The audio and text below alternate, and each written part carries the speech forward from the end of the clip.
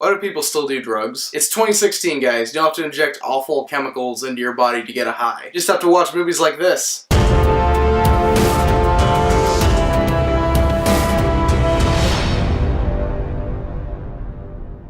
So technically this video is in the Why Don't You Love series. The series of videos where I look at movies that I feel are underappreciated and that you should love. There's two problems with this movie though. One, I use the term movie very loosely, and two, I'm really not sure what I think about it. Whenever I have a conversation with someone and talk about like bad movies, like movies that are so bad they're good, like Troll 2, The Room, Troll Hunter, Birdemic, all those movies. This movie is one that just kept coming up and people kept saying, hey, you gotta check this out at some point, it's so weird. Weird is kind of an understatement. This movie is a fever dream. The main reason I'm making this video is I feel like I'm trapped in a creepypasta right now. Like I've stumbled upon something that shouldn't exist, and if I don't share it to like 100 people by the end of the week, I will get hit by a bus, or get cancer, or both simultaneously. I completely understand why so many people were saying I had to watch this, because once you see it, like, you need some assurance that you're not the one that's going crazy. I should probably back up a bit. The main thing that gets people interested in this movie is the plot summary. According to all the promotional stuff, it's about a tire that comes to life and starts killing things with its mind. Like, just has like telekinetic powers and like blows stuff up. That sounds like an awesome, absurd YouTube video, but it's an hour and 9-minute long movie, and that is like the most sane aspect of it. Saying this movie is about a car tire with telekinetic powers is kind of like saying World War II was about a guy that got kicked out of art school. Yeah, I mean, that's part of it, but I'm not really doing you a service by saying that is what this is all about. This is a trippy, meta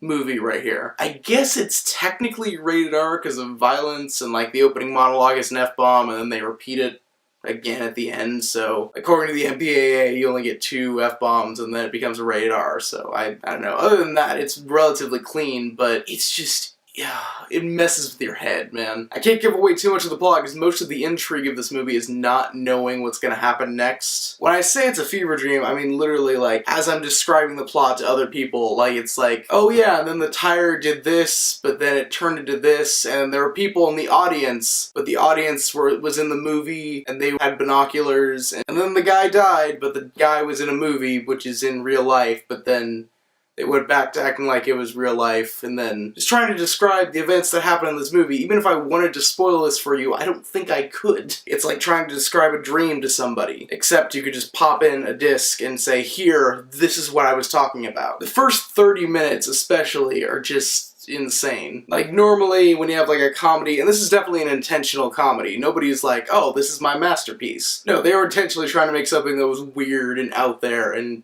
a little funny. But usually when you have like a comedy thing, you have weird wackiness and hijinks, and you have a straight man. You have someone to point out and say, hey, I'm with you, audience. This is weird, isn't it? Okay. For the first 30 minutes, there is no straight man. There is no semblance of reality. The movie makes up the rules as it goes along, and I wanted to hate it for that, but then at the same time, then it picks up again, and then it actually has a plot, but then the plot stops, and then it's so weird, man. The opening monologue basically explains the whole premise of this movie is no reason. Why is the alien in E.T. brown? No reason. Why do some people like sausages and other people don't? No reason. But even leading in with that, it just doesn't prepare you for how weird it really gets. And as far as avant-garde, weird indie films go, that's actually not a bad premise. I mean, I said in my review of Chosen how I don't like nihilistic morals in movies. I don't like movies that kind of lazily say, hey, there's no point, so that justifies all our plot holes. When the movie itself is one giant plot hole and basically from the beginning, like, doesn't even try to set up too much of a story, there's events that are connected but doesn't really build up to anything, that feels a lot more natural than here's a story, and then at the end it's just gonna kind of drop off because of nihilism. I think that's all I could pretty much say about this movie. Again, even if I wanted to spoil it, I couldn't because it's just so insane. It's just so hard to describe. Even with me briefly talking about this is probably gonna come out as just the ramblings of a crazy person, but I just want to get out there. If you have an hour and 9 minutes to kill and you think you can handle some weird, insane, like flipping your brain inside out type stuff, if that sounds like your cup of tea, why haven't you experienced it yet? I don't know if I love it or hate it, but I experienced it. So what's the weirdest movie or video or thing you have witnessed on a screen? Comment below, let me know, and also let me know if you've seen that movie, because really, it's just, man, it messes with you. Anyway, that's gonna do it for this video. So until next time, God bless, stay saucy.